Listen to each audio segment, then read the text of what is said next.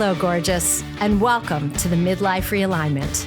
I'm your host, Esther Blum, and I'm here to disrupt the narrative on perimenopause and menopause with humor, nutrition, hormones, and fierce self-advocacy.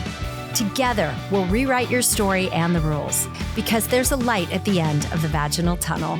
Let's go. Hey everyone, I am absolutely thrilled to be here with you today. So welcome to the Midlife Realignment podcast. This podcast was a long time in the making, just like my books. You know, before I wrote Eat, Drink, and Be Gorgeous, which was published back in 2007, I can't even believe that.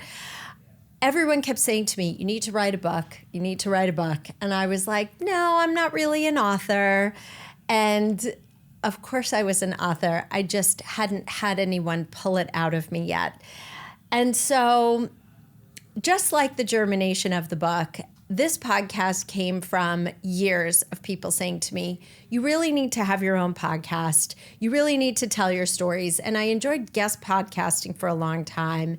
And finally, the last few months, dare I say even years, really were the genesis of this massive, massive pivot and this massive realignment and this reclamation that has come about this year.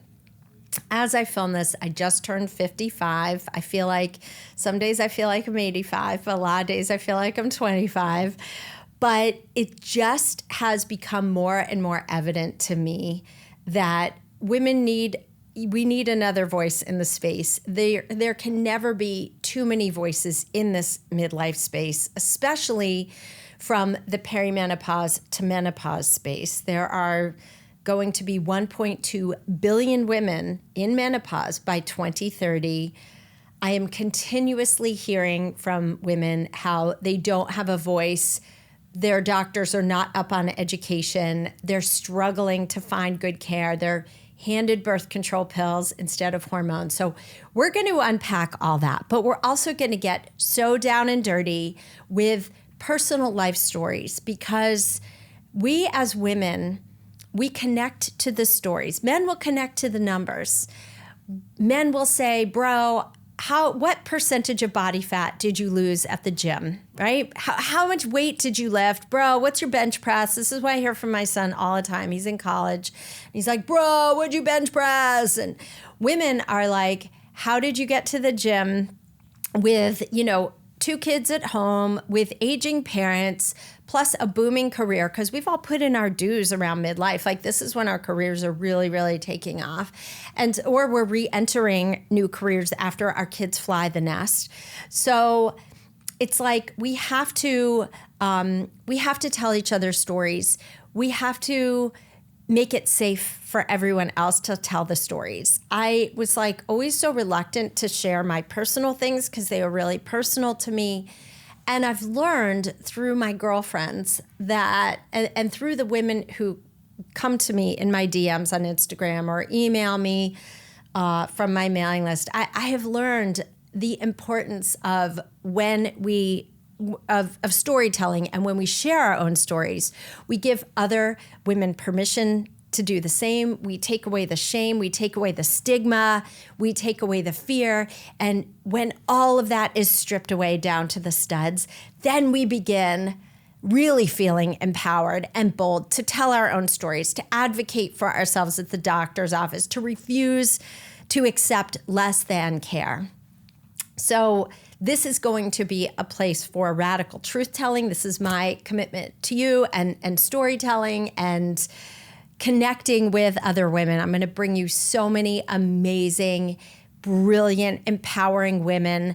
Some are my colleagues. Some are my really dear ride or dies.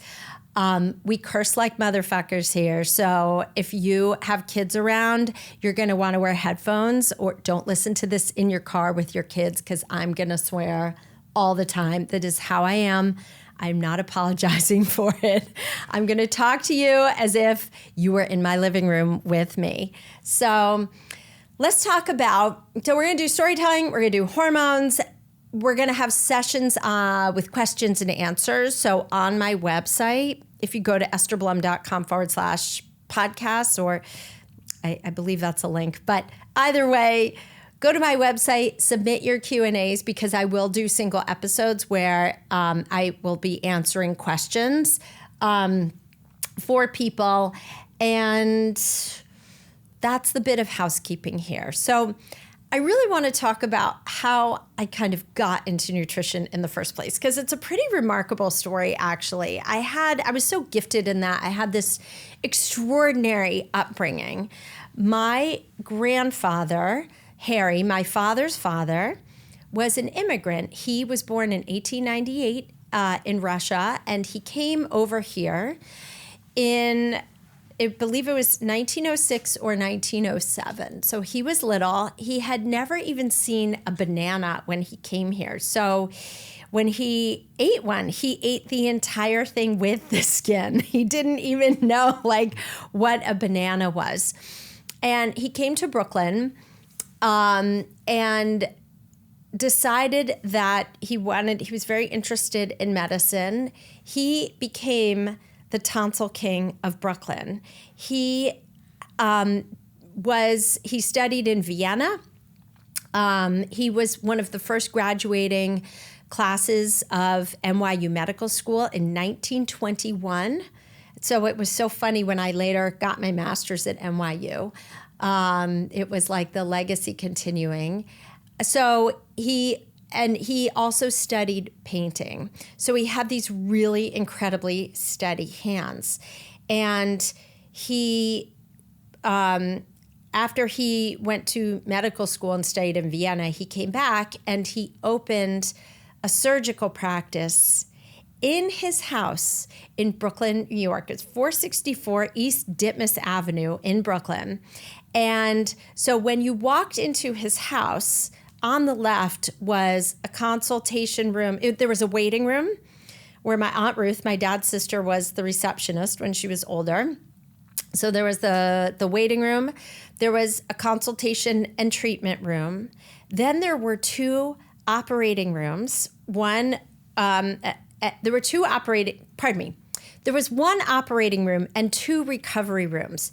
One was a 12-bed recovery room for children, pediatrics, right? He did tonsillectomies and adenoidectomies and occasional rhinoplasties, which is a nose job. But then he had two adult recovery rooms also. And so later on in his years, I shit you not, he was fixing Al Capone's henchmen's noses after they got smacked in the face and punched, but he had no idea who they even were.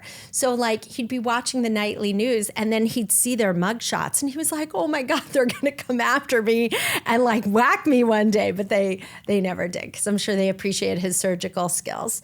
So anyway, when I was a child, I was wickedly sick every month. I had ear infections and tonsil infections, tonsillitis. And my mom said it was like I had my period every month, but with antibiotics. So I was loaded to the gills with antibiotics, chronic infections. No one was taking me off dairy and gluten and giving me zinc and probiotics.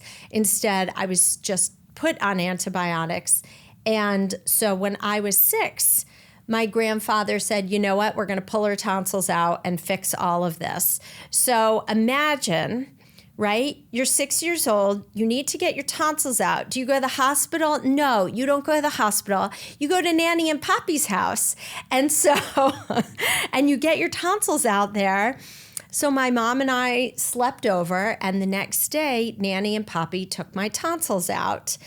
And so at his house, and my grandfather sat me down on his lap and he said, here, have some licks of a lollipop. I said, okay. So he gave me some licks of a lollipop and then he yanked it out of my mouth. He said, if you do good in surgery, you'll get the rest when you wake up. And I was like, okay. And so he had a team of wonderful nurses. But my grandmother, who was his second wife, she was the one who put the ether mask over my face. And I asked, and she was originally a dietitian. She was a dietitian at Bellevue Hospital. And at the time, now her family had immigrated over as well. I don't recall exactly where they were from, but they had a candy store in Brooklyn. She grew up over the candy store, and it wasn't too far from Prospect Park. My grandfather grew up on Prospect Park. So my grandmother was a dietitian at Bellevue, as I mentioned, and it was horribly anti-Semitic there. We were Jewish immigrants. So the cook, she'd be there putting her thermometer in the vats of milk, like very old school dietitians, to make sure the milk wasn't sour, it was safe to serve patients. And the cook used to chase her down the halls with a knife. So she was like, I got to get the hell out of here. So my grandfather's first wife, my father's mother, got very sick. My grandfather diagnosed her. She had sarcoma. Her name was Daisy Blum, or you could say Bloom, which I think is such a great name. When she married my father, her name was Daisy Friedman. So Daisy got sick. My grandfather diagnosed her with sarcoma, and she died when my dad was 13. So my grandfather had he advertised in the paper that he needed someone to handle the cooking and run the house. So my grandmother, she was my dad's stepmother, she became my nanny, Regina Hutton. So Reggie came and worked for my grandfather, and she was there for about 5 years. He trained her to be the anesthesiologist for surgeries. And I was like, Poppy, wasn't that illegal? He's like, well, sure, but she was great, and we never saw a patient. So we never lost a patient. So there was no HIPAA back then. There was no regulatory agencies. I mean, can you imagine having a tonsillectomy in someone's home? I mean, it's freaking crazy. So anyway, he trained my grandmother to be the anesthesiologist. They ended up falling in love and getting married. Reggie was 29. My grandfather, Harry, was 46. And her mother yelled at her and said, "You're going to be a young widow. This is a huge mistake." P.S. My grandfather outlived Daisy and Reggie. He lived to be, I shit you not, 105 and a half. He ended up practicing surgery. He did surgery till he was 80, because recall those steady painter's hands. And then he saw patients 4 days a week till he was 95 and a half. And his patients thought he was in his 70s. They did not recall, they had no idea, because he was totally lucid. He still drove. He moved up to Connecticut full time. Once he retired, and they finally sold that big Brooklyn house. But he had an extraordinary team of nurses. And so on that first floor, you will see I'm not a linear storyteller. I'm very circular, so I apologize for that. But on the first floor of his house, he also had a kitchen and a dining room. And they had this incredible housekeeper named Esther Bryant from St. John's, I believe, in Brooklyn. And we called her Big Esther, and I was Little Esther. And then my nanny had a niece, Esther Belikoff, and she was Middle Esther. So there were 3 Esthers in the house growing up, which was so awesome. And my nanny ran a tight ship. Like, she was a tough bird. I mean, I think I'm a perfectionist. I don't even hold a candle compared to her, but her standards were extraordinarily high. So the fact that Big Esther stayed with her all those years was pretty much a miracle. But she was just absolutely incredible, and we all adored Big Esther.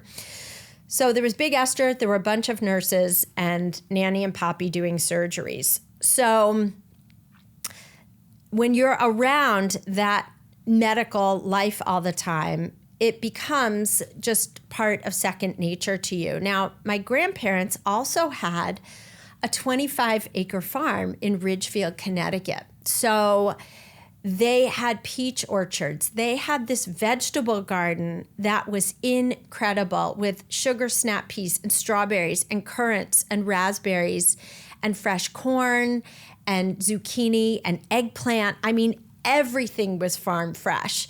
which you just took for granted back then. But during the war, they were canning vegetables. They were giving the neighbors butter and cream and eggs and milk, and were very generous with everyone. And so on the weekends, so they had a swimming pool. So every single weekend, we would go to this farm. We would eat my nanny's incredible cooking. She was the most amazing cook and chef.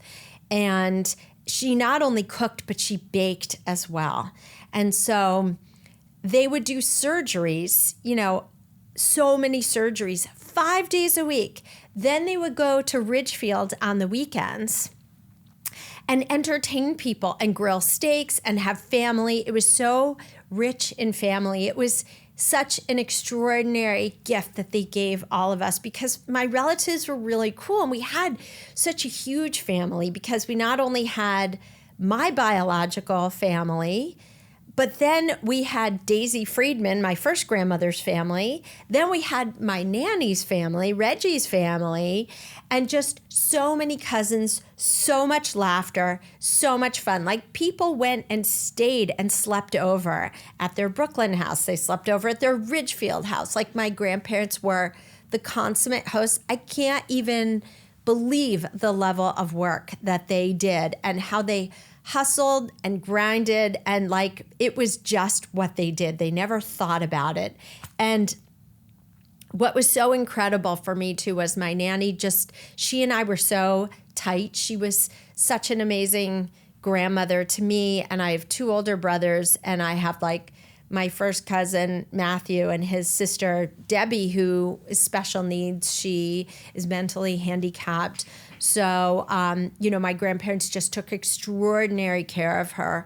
And so I was able to bear witness just the treatment, and being at my grandparents' farmhouse, and my grandfather always getting calls. He would do house calls for people, but his answering service would call him. And so, surprise, surprise, my father, as he grew up, really loved chemistry. He was a chemist. And my grandfather was my father spent a year of his life sick in bed with rheumatic fever and couldn't walk. Those were the days when they said, don't strain your heart, right? And so my father rested in bed. Now, of course, they'd be like, get your ass out, exercise your heart. Movement is healing, get strong. But back then they didn't. So my grandfather was like, you need to go to med school and go into dermatology, and dermatology back then was not what it is now. It was not a cosmetic thing. It was good old-fashioned diagnosing of cancer. My dad used to diagnose Lyme disease, very early on. He saved many lives doing that. And it was just treatment of warts and moles and skin tags and cyst removal and all of those things. So he didn't want to go to medical school, but my grandfather was very controlling. Harry was very controlling. So he kind of pigeonholed my dad into medicine. And really, it was the greatest thing for my dad, who was such a wicked introvert, that it forced him to come out and talk to people. And he was an extraordinary healer with very gentle hands.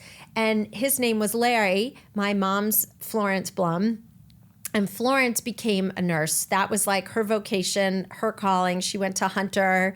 She always wanted to do it. And she was so bright. She skipped a year in high school. Just excellent grades, really, really incredible. So I had my grandparents as healers. My parents were healers. And we would be up at the farmhouse on the weekend, and the wall phone would ring with that long cord, and my nanny would answer, and they would say, answering service calling for doctor. And she would beam with pride. She was like, do you want Dr. Harry or do you want Dr. Larry? So both of my, we had so much medicine in my family. So when it came time for me to figure out what I wanted to do, I was always interested in medicine, but I didn't want to go to medical school because the hospital is a jealous mistress. She will not let you have a life. For that residency, that medical residency is a bitch and a beast. And my dad was so great. He was like, listen, my dad made me go to medical school. I would never make you go to medical school. And besides the fact that I really sucked at physics, so I was like, I don't even think I could get into medical school if I tried. I don't think I would be able to swing it. So it turns out that the field of nutrition is pre-med, but minus the physics. So talk about divine intervention. So I call, of course I tell my parents, and they're like, great, you want to be a dietitian? Fine. So I call my nanny and poppy, and my grandfather goes, my nanny was psyched, Reggie was psyched. She was like, did you know I was a dietitian? I was like, no, you were not. You're an anesthesiologist. She's like, no, before I wasn't, gave surgery support, I was a hospital dietitian. And that's when she told me the whole trajectory of her life. I was like, oh my God. So, and she was very modern. She was always like, get your career down. Do not get married out of the gate. You get your career, you earn your own money. I mean, she was so progressive at the time. My mom was married very young. That's a whole nother story. But she wanted me to get married right away. I was like, I do not want the MRS degree right now. I want to go live my life and have fun. So anyway, I call Poppy and say, hey, I'm going to be a dietitian. I'm so stoked. And he's like, what do you mean you're going to be a dietitian? What do you mean you're not going to medical school? You're not going to make any money. You're not going to be a success. And I was like, you freaking watch me. I'm going to nail this, dude. So and later on he became, he became proud of me when I started doing TV appearances and, really building my career. Then he was proud. But can you imagine? I was like, challenge accepted. Okay, this is on like Donkey Kong. So it really was a great start for me. I was always super supportive. And my mom, she was a trained nurse. She took years off her career to raise 3 kids. But then by the time I was in like 2nd or 3rd grade, she was like, I got to get a job. So she was an extraordinary knitter, crocheter, needle pointer. We had needlepoint pillows all over our house. We have so many knit blankets, and she was always knitting baby sweaters. And she got a job at this very posh knitting store, first in Fairfield, Connecticut, then in Westport, where Joanne Woodward would come in and bring Paul Newman in to get measured for sweaters. And my mom almost fell over because she totally had the hots for Paul Newman and Robert Redford. Who didn't? I mean, they were Brad Pitt is our generation's Robert Redford, but my mom was so obsessed.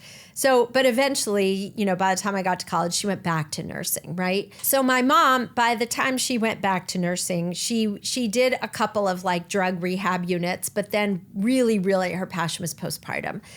So she went into postpartum nursing and would tell me all the gory stories, right? All the real messy afterbirth stories, hemorrhaging, stillbirths, lovely, lovely stories too, but all the gory. And she would tell me this while I was eating a steak. And I was like, if you don't cut this shit out, I'm not coming to the dinner table. You got to save this for later on. But again, the guts, the gore, the grit, all of it was normalized. And it was just part of our daily vernacular. And caring for people, healing people, listening to people was just part of our ethos. Giving back, always serving others were our ethos. And so when my dad was 89 or 90, he got a Lifetime Achievement Award from the Fairfield County Medical Association.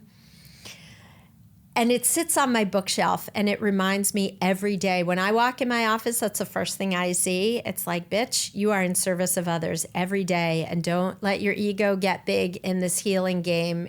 It's not. It's here in service of others always.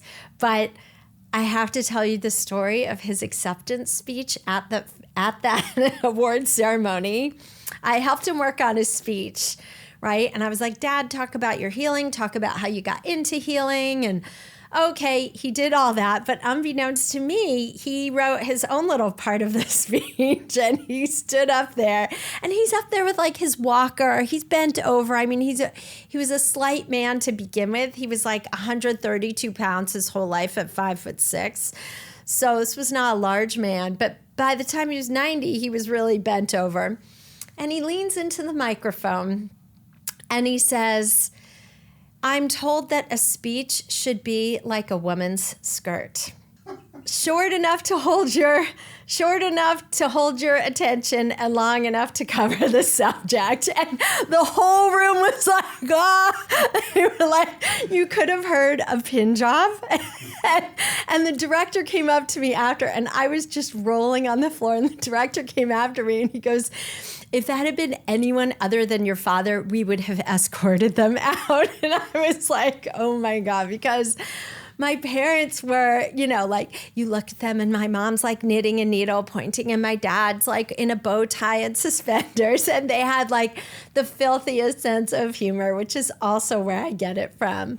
But being in service of others was really what I always wanted to do. And getting into it wasn't easy for me. I transferred. I started out at BU in a core liberal arts program because I loved Boston. I wanted to be in Boston.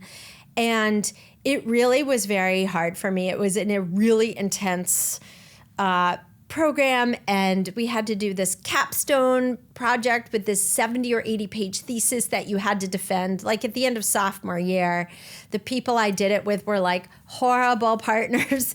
And when I really figured out I wanted to go into nutrition, I met with a career counselor. I realized BU didn't even have it undergrad. So I transferred to Simmons College in Boston, which was kick-ass. I went from like lecture halls with 500 people to 6 students sitting around a table with a PhD professor who happened to be the chair of the department, Marion Mason. And we were sitting around looking at dissecting and talking about published medical research studies. So I got such an incredible education there. And now it's a little different now, but back in the day when I did it, to become a dietitian, you needed to do either a 6 or 12-month internship. Well, I went for the 12-month hospital internship. And I went for the top ones in the country that actually gave stipends, Yale and UCSF and all these ones. Well, number one, I didn't have the grades to do it. The classes kicked my ass. The chemistry kicked my ass. I had tutors all the time. I cried my way through it. I would ask my dad for help. Number two, I went to school year-round those last 2 years because switching majors junior year, cramming in a pre-med curriculum, and still wanting to graduate on time, I had to do 2 years worth of summer school to and graduate on time. So I was just grinding. My chemistry grades were not great. They were like C pluses and B minuses. So no internship. The top internships in the country were not accepting me. So I applied. I didn't get in. I worked for a year at Boston City Hospital in the WIC office there, and I was like toggling. I'd interned at their Roxbury office and then got a job managing the office at Boston City Hospital for a year, which was pretty much the hardest year of my life. It was not the right environment for me, but it was an incredibly good learning lesson. I called my dad every single weekend, bawling my eyes out. He was like, stay for a year, put in your dues, like stay for a year. So I stayed for a year. But imagine, right?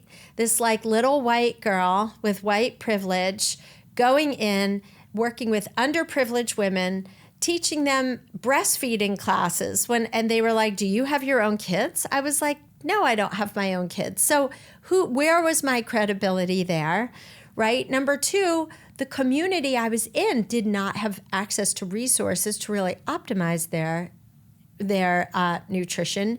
And there were so many hurdles to get through. And the women in my office, certainly I was the only white woman in my office and was really culturally pretty ignorant and had been incredibly sheltered. So I grew up in an affluent community in Fairfield, Connecticut. So really, I was so far out of my league. I mishandled myself many times to the point where one of the women in my office threatened to kick my ass and beat the crap out of me. So that was like a really rough year, but a really important year. And again, taught me just when you feel you are getting your ass kicked, stay humble, surrender, ask what you can learn from it. Because I came out of there so much stronger and more resilient and so much more educated. And again, humbled. So I went and applied for a dietetic internship again. And again, I did not get accepted. So I called Marion Mason, the chair of the department, hysterically crying. I was like, how the hell am I supposed to be a dietitian if I can't get over these hurdles? If I can't get into an internship, like what the hell am I going to do with my life? And so I just called her. And before I said anything, she just picked up the phone. She was like, I know. And these hurdles are put into our lives for a reason. Anytime you think that you are a victim of your circumstance or the world is conspiring against you, we all have to remind ourselves, and this was a great lesson for me, is that the world is actually conspiring for you and things are happening for you and not to you. And so the universe absolutely had my back then because Marion was like, here's the deal. She said, Judy Gilbride, who is the director of the graduate nutrition program at NYU, is on sabbatical here at Simmons right now, and you're going to have lunch with her tomorrow. You're going to go meet her, and you're going to go discuss your options. And that is exactly what I did. And Judy was like, come to NYU in the fall. We would absolutely love to have you. Come get your master's degree. And we have an internship program built in to our master's program. And although I did not want to go to grad school, I was pretty burnt out on school. I was like, this is what's best and highest for me. And my oldest brother, Steve, who I was very close with and still am close with, lived in Brooklyn at the time. So he was like, come stay with me. Let's get you apartment hunting. So I applied to NYU in Columbia. I got into NYU. Talk about the greatest gift in the world, because not only did I breeze through grad school because my Simmons education was so fucking rigorous that not only did I breeze through grad school, I was Dean's List the whole way. I honor society. I was Kappa Omicron Nu honor society, straight A's, easy breezy. I used to use my undergraduate papers for grad school. Like, it was such a pleasure. And I put myself through grad school. I went to school full time and worked 30 hours a week and had a fucking ball in New York. It was like I just blossomed and shed the conservative Boston thing. That was the other thing I learned, is like Boston was not my karma. I have never had good karma with Boston. When I go to Boston, I get in, I get out, right? I was there when the Boston Marathon bombing happened. I have blown a tire in the tunnels of 93. I had my car stolen when I lived in Boston. Like, whatever reason, Boston kicked my ass. New York was like, come girl with Brooklyn roots, come and we will love on you. And just every opportunity came. That is where I got my literary agent. It's where my books were published. Chronicle Books was San Francisco, but Simon & Schuster was New York. But my agent was New York. I met my husband in New York. So, so New York was like the best karma. So I wound up at NYU, got my master's, loved every minute of it, was so grateful, and ended up getting an internship at Beth Israel Hospital in New York City. And my internship, I had 2 staff rotations. One of them was on a holistic unit called Plaintree. And the dietitian there, Madeline, was so incredibly amazing and chill. And she said to me at the end of the week, she was like, you know what? She's like, my husband and I are moving out to Long Island, and I think you'd be perfect for this job, and you should go intern for it. You should go interview for it. And I was like, motherfucker, that job is mine. And I remember my boyfriend at the time was like, don't put all your eggs in one Beth Israel basket. And I was like, oh no, that job is mine. And I went in, I interviewed the hell out of it. I met with the director of cardiology and the director of the unit, Steve Horwitz, and got that job and was there for almost 5 years. So I went from being the girl who could not get her foot in the door, right? I was like, who do I have to blow around here to get an internship? To the girl who got like the best job, and I got a job in the cardiology units, which was just, if I was a doctor, I probably would have gone into cardiology. It is the most fascinating, cool ass unit. It's just the best field in the world, and it ended up serving me well. So rewind the clock for a minute. Do you remember Big Esther? Remember I told you about my grandmother's housekeeper? Well, one day I'm at Beth Israel, and we're doing discharge rounds where you meet with the social worker, the doctor, the nurses, the dietitian, and we all collaborate on every patient going home. And I look and I see the names on the patient roster. Well, whose name do I see? I see Esther Bryant on St. John's Place in Brooklyn. And I run to the wall phone again, the push button phone. Remember the phone with the long telephone cord, the house phones? So I call up Nanny and I say, where does Esther Bryant live? And she said, oh, St. John's Place in Brooklyn. I said, she's a patient in the, so I violated HIPAA. Sorry, people. But I said, she's a patient in the cardiac unit. So I walk down to the ICU, and there I see Esther Bryant. She's just had open heart surgery. And I whisper, I bend down her ear and I whisper, Big Esther. Now, by then she had gray hair. You know, she had aged, obviously, but still looked beautiful. I said, Big Esther, it's me, little Esther. And her eyes like flew open. And I said, don't try and talk right now. Just want you to know I'm going to take care of you.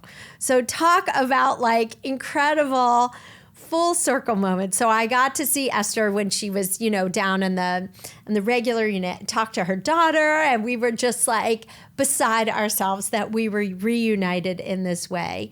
So there were just so many magical moments. But also, you know, my father, because of his rheumatic fever, he had to have not one, but 2 valve replacements over the years. He had to have it done first in his early 80s and then again, or it was his late 70s and then again his late 80s. And he was like, I am not having any more surgeries. But because I had the gift of working in cardiology, like God placed me in that unit, inevitably, so that when it came time, I could care for my father.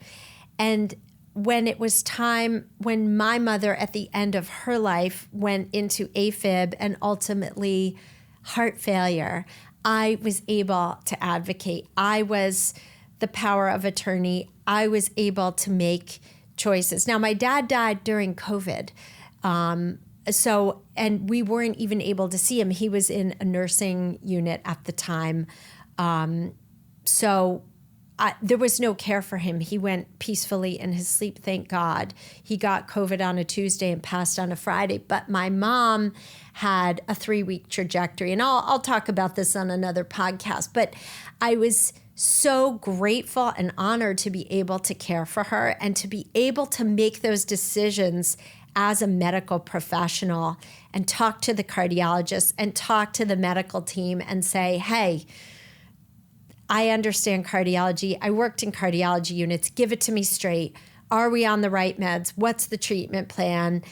You know, so it was extraordinarily painful as her daughter to have to make those decisions, but also what an incredible gift and an honor. And I know God put me on this path, or the universe, or whatever your faith is. There are powers always working for you and always supporting you. And so it's never lost on me for a minute that this is my path and purpose. I am here to advocate for you. And also, I see you and your midlife changes, because the other piece of this healing story is that I too am going through or have been through exactly what you are going through. I have been given the symptoms. I have had a long ass healing trajectory with my own health journey too, which I will talk about on future podcasts. But I have had so many signs and symptoms along the way of perimenopause and menopause, and everything from vertigo to horrific cramps to migraines to vaginal dryness to mood swings and brain fog and insomnia, dry, itchy skin, all these things. I have been put through the experience so that I can understand you better. I can heal you better. It's also been my journey to heal myself and teach you how to connect with the right providers, teach you how to advocate for yourself, teach you all about the safety, efficacy, and incredible benefits of HRT if that's a path you want to choose. Teach you how to talk to your doctor, how to ask the right questions, how to find the right providers. And I'm going to bring on some incredible people and providers to educate you. So this is where I'm going to leave you today. And I really am absolutely thrilled and honored to be here with you. We are going to have a fucking blast. No topics are off limit. No emotions are off limit. I'm going to truly open the kimono and show you everything I got. And let's fucking go, baby. I'll see you next week. Thanks so much for listening to the podcast today. If you enjoyed the show, please subscribe, leave a review, or visit estherblum.com/podcast.